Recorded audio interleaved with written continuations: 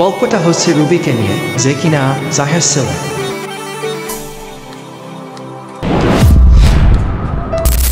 জমিদার সাহেব, ওটা খুব ভালো ছেলে, এবারে মনে হয় ডাক্তারি পাশ করবে। খুব ভালো ছেলে, ও এবার ডাক্তার হবে। চাষার ছেলে চাষাই হবে, জমিদার হবে কেন? জমিদারের ছেলে জমিদার হবে। তুই কি বলিস?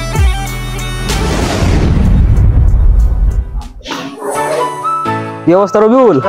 তোমার তো রেজাল্ট খুব ভালো আসছে গো। সত্যি? হ্যাঁ, ওই গ্রেড কি আসছে? তোমার তো রেজাল্ট ভালো আসছে। গ্রেড কি? তোমার প্লাস আসছে। আলহামদুলিল্লাহ, ভালো তো দেখি। জমিদার সাহেব, আমার ছেলে মেডিকেলে চান্স পেয়েছে, তো আমার কিছু টাকার দরকার। আরে বাদ দাও তো মামা, চাষার ছেলে বড় বড় স্বপ্ন, যে কিনা একবেলা ভাত খাইতে পারে না, তার আবার মেডিকেলের চান্স। কি বলছিস তুই? চাষার ছেলে কোনোদিন ডাক্তার হয়?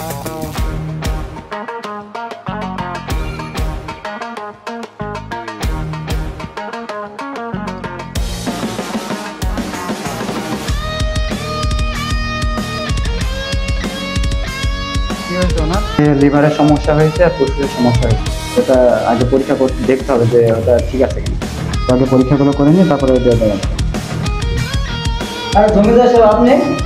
রবিউল তুই এখানে? হ্যাঁ জমিদার সাহেব, আমি এখানে